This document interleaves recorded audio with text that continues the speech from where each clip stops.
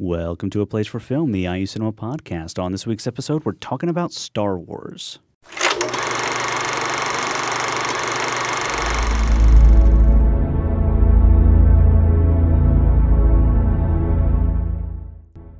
All right, hello everyone. Welcome to the show. My name is Andy Hunsucker. And I'm Jason Thompson. And on this week's episode, there was some big Star Wars news lately, Jason, and we kind of let it go, but we decided, you know what, let's just bring it all in. We've never had like a whole episode about Star Wars, so we're going to do all that. We've got with us our Hollywood insider, Sean Connolly. Hey, everybody.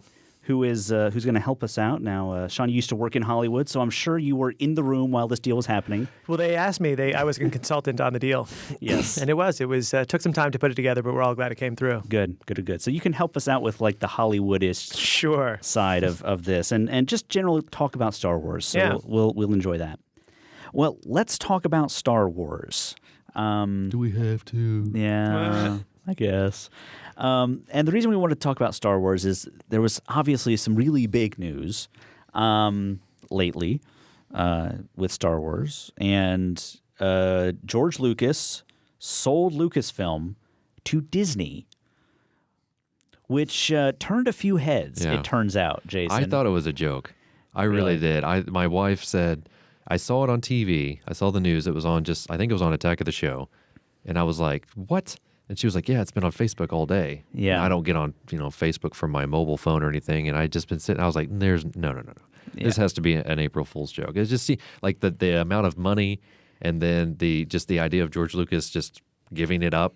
And then Disney. I was just kind of like, it does sound like one of those perfect storm like joke things. It's like, let's see how many big names we can throw into this thing just to freak people out. I got on Twitter and everyone was talking about it, and then I saw the pictures of him signing the papers, and then the Disney characters dressed up as Darth Vader. And I'm just that really was the best part of the deal. Yeah. All of the jokes Yeah. about Darth Vader. My favorite one was seeing the Death Star with the Mickey Mouse logo and the laser. That was pretty good. But of course, did we mention the number yet? 4 billion. 4 billion. Yeah. So, and change. And Leia's a Disney princess now. I like that one. So Leia's now a Disney princess. Yeah.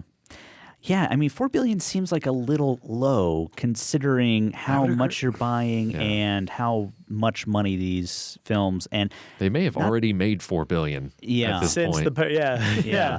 Well, I mean, that's what I started to wonder. I looked it up, and it seems like Disney bought everything about those characters. Because Lucasfilm isn't just a movie company; they're they also get ILM, Right. And they've they also get Indiana Jones mixed in that as well. Do they have the rights to the Indiana Jones characters as well? They do. Okay. Now, and do they have the rights to like the books and the toys and the video games? I mean, that's there's a lot of money in all that. So there is. Well, I know Dark Horse Comics, I know in terms of the comic books, their lease on that ends next year, if I'm not mistaken. And so that may roll back into Marvel, who's had some experience with the Star Wars comic books. Disney owns Marvel. Disney owns Marvel. Yeah. And so there is a lot of sort of I'm looking forward to like reading an article one day where it's just like, okay, this is how it all breaks down. Like here's this, and this. I think it's just maybe too early to know exactly sort of the extended portion of the universe. I guess I always felt like the toys were where the real money was in all of this. It's like, so I can't imagine that Disney would have been like, yeah, we just want to make the movies and you can still make all the money off the toys. Well, it'd be Hasbro or Kenner. I don't know who is involved in that anymore. So, I mean, I don't... Yeah. That's the thing. Does Disney just absorb the previous contracts and they have to abide by those contracts up till a certain time and then they get to shop the rights to somebody else? I don't know. I mean... Yeah. Well, I mean, when Disney bought Marvel, like the, different studios had leased out the different characters. So those leases are all still valid until they're up. Like Spider-Man, for instance, Spider-Man and the Avengers is not Disney and, Iron Man, I think, is not Disney or maybe Iron Man's Paramount. Iron Man's Paramount. So, I mean... all those deals are still in place. Disney just now has they have to when they want to renegotiate, they have to renegotiate with Disney, which is probably not going to. That's not going to happen. So that was always Marvel's thing too. So before when they made themselves a studio first, the goal immediately was to start buying back everybody that they had sold, right? Because they just wanted to kind of control the product that was coming out. There was a terrible Captain America. There was some other terrible makes along the way, and it was just their way of kind of like, okay, we'll take some degree of control.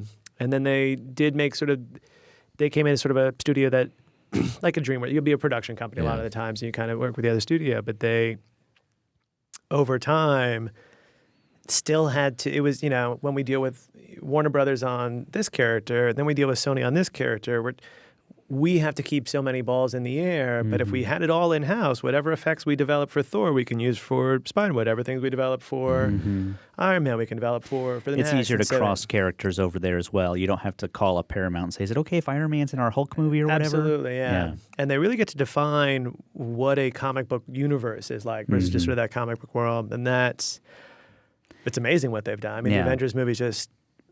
I think it's really good, but it's amazing what they've done. Well, it's something that so many characters and put it together that DC has never really been able to accomplish. I mean, DC has been in the comic book movie business since Superman, and they've never had that sort of unifying thing that the comic books have had, where it's like, oh well, yeah, but Superman sometimes shows up in Batman's world, and Batman helps out Superman, and all that sort of thing.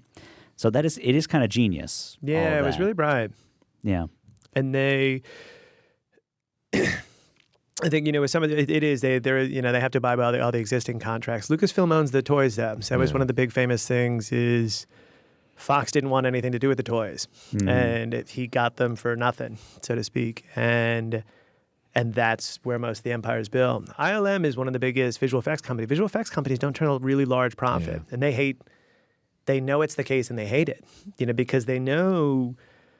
Most of the bottom line is at that high of an end of a movie. It's the visual effects budget, and the workers don't see much of the money.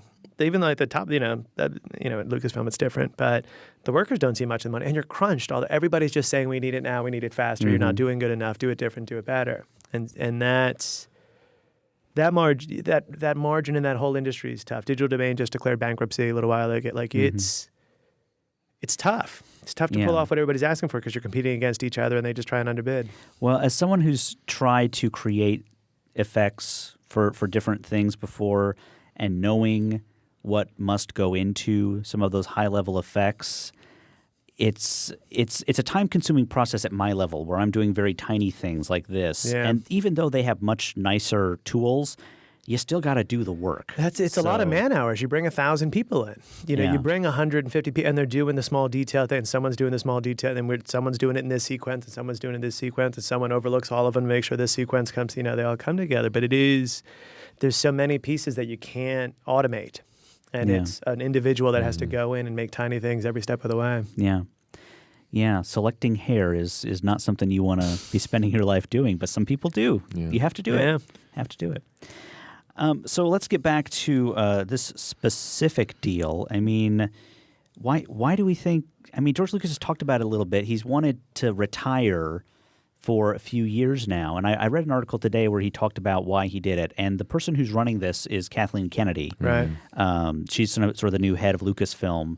And Lucasfilm, I guess, stays a whole unit. Sure. Disney now just owns it, I guess, sort of the same way that Disney usually buys companies like with Pixar and Marvel and so on and so forth. And basically, I guess they're using his official treatments for the next 3 films, 7, 8, and 9, which have been around forever. But those include the original trilogy characters. Does Harrison Ford do they come back? Harrison Ford is, and I know Harrison Ford for sure has expressed some interest. Yeah. I think Carrie Fisher was being sarcastic when she said that she would, because it was more sort of like a side comment. Like someone was like, "Oh, are you coming back?" She's like, "Oh yeah, I'll come." It's kind of how Carrie Fisher's become. So I don't know. And Mark Hamill, I mean, you just have to. I could see Mark Hamill doing it because he's always, he's sort of still in that kind of. Well, some people would say, "What else does he have? What else does he have to do?" But I mean, he's been a very successful voice actor. Yeah, I mean, he's one of the most successful voice actors. Like you've heard his voice in almost everything. Right. Like that's what he does now. But since he's sort of still in that culture, that sort of like, sci-fi comic book culture, doing he does the voice of the Joker and a lot of stuff. He does. He's like Will Wheaton. Right? Yeah. But I mean. That's wrong, but yeah. Yeah. But I guess I'm just wondering, is it worth it to bring them back? I think that's the question. It's not, can you bring him back? You certainly can, but what's the point of bringing it back and and what would it be with a different cast? Yeah. You know? And does episode 7 occur 40 years after episode Right. 6? I mean, is that what? Because that's kind of where we're at right now. Well, It's I mean, true. we're speaking of technology, and if they keep it in house, I mean, obviously you can look at movies like Tron Legacy, where Yeah. they euthanize. That's I've used that term way more in my life than I ever intended. But of course, they made Jeff Daniels look younger, Yeah. and it worked. Yeah. But I mean, it wasn't like they spent a whole movie with that version of Jeff Daniels. Yeah. So, And also that version of Jeff Daniels was a computer version of him. So but I mean, Yeah. we're talking, special effects. yeah. Obviously, ILM has the ability to do stuff like that. So, I mean, they could go that route. I mean, there's obviously plenty of sort of other material in, the Star Wars literature that they could pull from. Yeah. There's even video games that they could pull from. I mean, honestly, and this is just sort of the fanboy in me, I wouldn't mind seeing, like, I don't know, Dark Forces Yeah. Star Wars movie with Kyle Katarn. I mean, Yeah. and I know that just, sets people off, one way or the other. And it's just, I don't know. I would be, and then they've obviously got a writer on board. The guy that I can't think of his name, but he did Little Miss Sunshine and Toy Story 3. He wrote the screenplays for those and a number of other movies. So he's already on board. Like they've Yeah. already got the writer on board. And what did they say about the release of the film? 2015. So they're working on it like right now. Like Yeah. Yeah. they best be getting on that because Yeah. Yeah, you can't shoot a Star Wars movie in end of 2014 and have it ready for 2015. Yeah, like there's yeah. too much that goes into Yeah. it. So they're definitely cranking that out, whatever they're doing. But I just don't know how I was excited, but then I was like scared, and then I was like excited again, and then they said, oh, they might bring the old trilogy character, and I'm like, really? I don't want Yeah. to see it. I want to see it with new characters. Yeah. Or with new actors as the same characters. Yeah. I totally and Nathan Fillion retweeted it, but it was like, what about Nathan Fillion as Han Solo? And Yeah. I would eat that up in a second. I totally that would be kind of perfect. Well, Yeah. they kind of already did it with the prequels. Sure. I mean, Obi-Wan was somebody else, Yeah. Anakin was somebody else. I mean, so, honestly, say all you want about the prequels and how bad they were, whatever. Ewan McGregor was Obi-Wan. amazing No, he as was. young Obi-Wan. Absolutely in true. every single Yeah. Yeah. movie, he was amazing in that character. So yeah, it can totally work if you find the right actor. one thing that I'm interested in is since Lucas kind of gave up the rights to everything, do they re-release the original trilogy in its original form? That's a good question. nice. That's a good question. That would do so much business Yeah. for them if they were to Yeah. do that. If they just stripped it down to whatever I mean, it was, as protective, clean it up, and Yeah. re-release it, then As- that would just mean my Laserdisc are worth less than they are right now. You've got one. I've got all three. Wow. Yeah, and a Laserdisc player that still works. Yeah. That's You like just the have to limiting f- factor on your You just have to A to B, You flip just have to sides A to flip B. it over. Yeah, that's the only difference. Good old laser discs. Yeah. I mean, it wouldn't surprise me, as protective as he's been of that, I mean- he might have written that into the contract that this is the real version and the old versions don't exist. don't But who know. knows? But he did give up all the rights. So maybe it's the kind of thing where he's like, after I die, you can re-release the original ones. But I don't know. Maybe he really doesn't care. And they it was were always just a marketing re-released in thing. 96, 97, right? 99? 99. 9, yeah. Yeah. That time period. yeah. So 20 more years, you come back, I mean, that's not too far I off, guarantee sure. you, if they have the original whatever Right. masters that people would go see that today. People go Yeah. to see just for the Han Solo Greedo moment, Yeah. Right? They would. I mean, that's how much of You're a, right. I would buy a ticket for that in a second. Yeah. I would too. Yeah. So I don't know. I mean, I sort of heard that sort of inkling, or even just re-release them on Blu-ray, like just those versions of them. Just Yeah, that's not as exciting as what you were just It's selling. not, You were but- selling something so much well, more of course, exciting. then they would release in the the theaters, and then of course then comes the DVD. That's just how it works, Right. you know. Right. So I don't know. I would buy a ticket both Yeah. to the theater and Well, to. and that would be a quick way to start recouping some of their investment, Right. right away. Get that material out. Now the problem is they just released Sure. the whole 6 movies on Blu-ray. By the way, one of the few Blu-ray sets I have not purchased, Good. Jason. I have not purchased that set. I have flip-flopped on buying the original trilogy because I refused to own the prequels and Yeah. the other fashion. I have the first 2 prequels and I'm done. Like I don't even know if I still have them. Yeah, I was just done. Yeah. yeah, Well, so Disney buys it, and you for a moment you kind of go through all the jokes, and you quickly realize look, unless they look like amateur, they can't really get terrible. You can't get this bad, you know? And so it just looks like he started making things for kids at a certain point. And what I thought that was always neat about, when I look at Star Wars, it's still that cool, you know, like science fiction was kind of written for 15-year-old boys, you know, so you can't really like girls are still, you know, like you can kind of like girls, but kind of not, you know, 13 to 15 in that space. And it just fits that well where like if someone swears a not hard swear word, it's still kind of cool that it's there, you know, and it doesn't make it, ooh, I'm in trouble for hearing this. It's not kids. And I feel like everything, except for the moment where he goes in and slaughters Padawan, like I feel like the whole thing ever since when he started doing the changes to the original 3 and then started doing the next one, they just feel so youthened. Well, the thing that I wonder, he's always had a commitment to like the Star Wars films are PG films. They're always PG films. Yeah. In the 70s, PG was very different than PG in the 90s and this decade.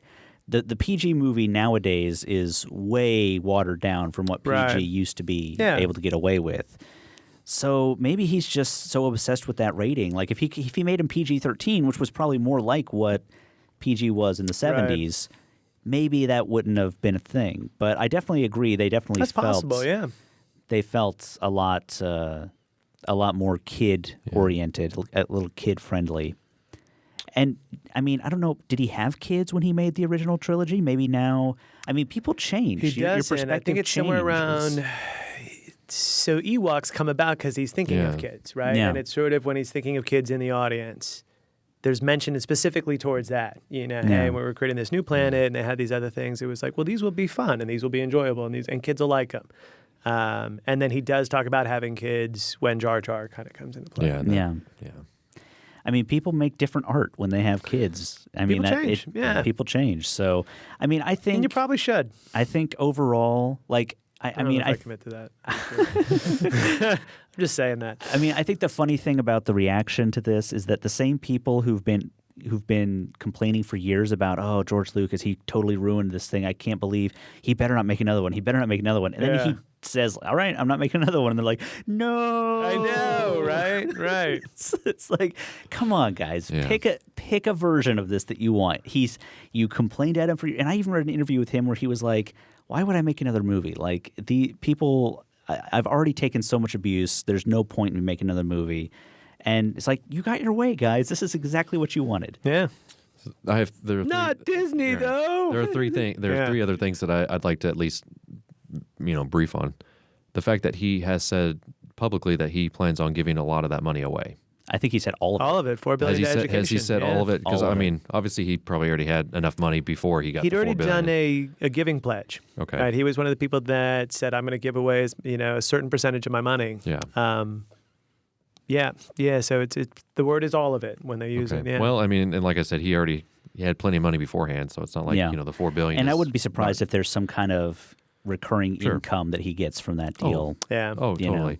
As a creator. Yeah, I mean, his name will be on whatever comes about, I'm sure. I mean, based on characters created by George Lucas, that'll be his credit or something like it. Yeah. So there's that, and then of course, there is sort of the inklings of the potential Star Wars TV show that was supposed to be on ABC, just like a Marvel characters show on ABC. Obviously, Disney and ABC have a close relationship. How quickly does that happen? Yeah. Does it coincide with the release of the movie in 2015, or does it come before, after? I mean, because they were already talking about it before he sold the thing. Yeah. That's something I'd like to see. That's something they've been talking about for years. I want to see that happen. I want Disney to make that happen. If they're going to make more movies, roll it out on the TV. There's shows like, Supernatural, Walking Dead, they can do special effects sort of on the fly. Yeah.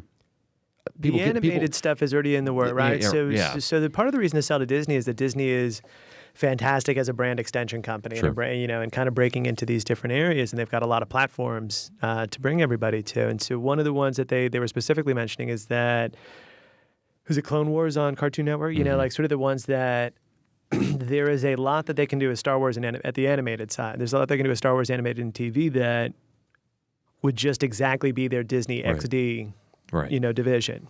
So we're looking for people who are too old for kid shows and too old for that next stage of kid shows, and we want to trap them for like the next 4 or 5 years in this cool environment. So they're definitely looking towards the Star Wars product to turn into things like that. They're going to build the whole. I mean, it just kind of unites everything because Star Wars already has Legos too. So you get your 4 and 5-year-olds already based on. I mean, my nephews are all about it. Absolutely, it remade Lego. Yeah, you know, like really Lego was did, kind of struggling for a while, and then they happened upon it, and then it turned into now let's do it with Indiana Jones, let's do it with other, let's make the games, let's make all these other versions. But so yeah, the whole notion with Disney is to cross platforms. Sure. So I would say, I mean, I haven't heard about like the live action, like a Supernatural. They've talked about just like a live action Star Wars that's TV all I show want. for a You know, long like I time. kind of would love just like let me hop like Han and Chewie at 20, and whatever they do, and they go on like misadventures for 50 minutes. Yeah, a week. that or I would like to see like a Star Wars detective show. I would. Like Coruscant. Yeah. I would watch that every week. I would watch that. Yeah. I mean, the nice thing about TV is that you spend a lot of money up front making this model and making it look this way, but then you've got it. Sure. You can maybe even pull stuff from the film and like reuse it on the TV show. How about a Pixar Star Wars film? That would be awesome. Yeah. Right. I mean, what could they do with it? They'd go nuts. It'd be That great. was surprising when you look back. I don't know what Marvel sold for. Pixar, I remember, was $7 billion. It was more than Lucasfilm, right? And it's interesting. Yeah. You know, like it's got to be those. It's got to be all the ancillary products you get out of it because it is Star Wars is the most franchised movie, but Cars is second, right? And I figure you got like animated movies. You get to license so much more off of them. Mm-hmm. Yeah. Because again, it is that specific. It's you talk about the earlier episode 1 through 3 were like sort of more kid friendly, but they weren't kid focused. They weren't youthened. Yes. You're not going to bring your 3-year-old to see the new Star Wars movie, not necessarily. But I think I saw it at like 7, on a VHS or something like that, and it was fine, 10 or whatever. Yeah. So there's that. And then the last thing I had was how quickly does Disney make a Star Wars theme park? Oh, I'm sure it's in. I'm sure they already 10 years, 15 years from now, we'll all be taking our kids to the Star Wars theme park. Yeah. Because they got Star Tours. They've had that for years. What does that become? Yeah. That's just only going to get better. Yeah. But that them. is, there's a definite focus on the theme park environments that you get to create off the new property. Yeah. So there, and didn't they? Am I mistaken, or did they get Skywalker Ranch along with the deal? I read somewhere that happened, but I wasn't I don't know. 100%. It's interesting. Because they have they get the entire compound of ILM. Are you asking about the land? that's what I've read, and I know they do like that wine would be there smart, now. 'cause then you could be renting out the land. Yeah, so they don't necessarily get all. I don't know. That's just sort of That's a great question. initial thing that I hadn't even thought of that. I think it's still too early to know exactly all the details, but Yeah. like George gets like visiting hours. Yes. Like I can come onto the property anytime I want. Yeah. I don't know. It was. I will say it was a very big surprise. I was very shocked. I Yes. talked to some people that they didn't know is that people came in like to work that day and they were like, what happened? Yeah. Yeah. So they were surprised. They got no notice, but you got no notice in the sense that Kathleen Kennedy comes along just a couple of months ago, Right. but it was at the time Well, Kathleen Kennedy comes along to take over his role, but for his like retirement. Right. It wasn't necessarily about this sale of Lucasfilm or it becoming, turning into something else.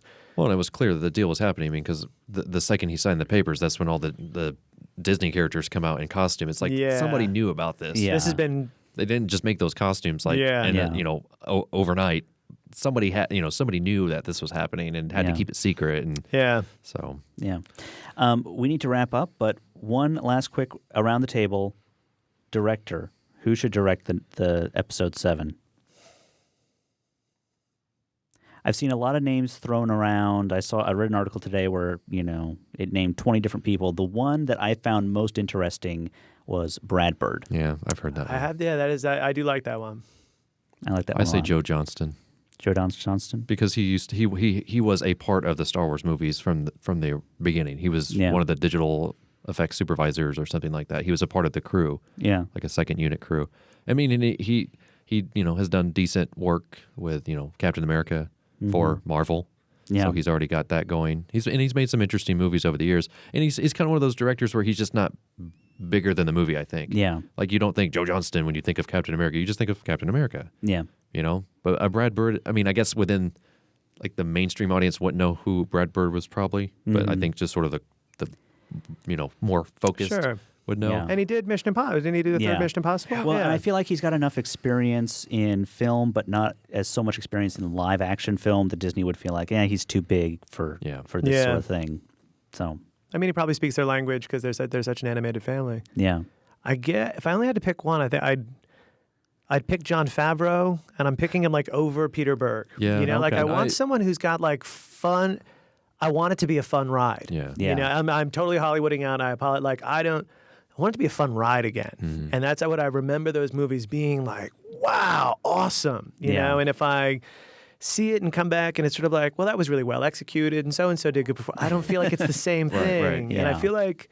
When I look back to Iron Man, that's how I still look at Iron Man like, man, You're that right. was just fun You're and right. awesome. And that's what I'm Yeah, I think it would be a lot easier to say who you don't want to direct it. I think that for me, it's a lot. I could just be like this guy, this guy, this guy, this girl. because you want to say Spielberg now, you know, like just because Yeah. that's like too retro. It's kind of like reaching back for the old magic. That's what I mean, like even the old casting, that's like reaching back for the old magic. I would put faith in new magic. Yeah. Yeah. You know, like there are talented people, there's talented storytellers, talented performers. There's people that got in the business because of those movies.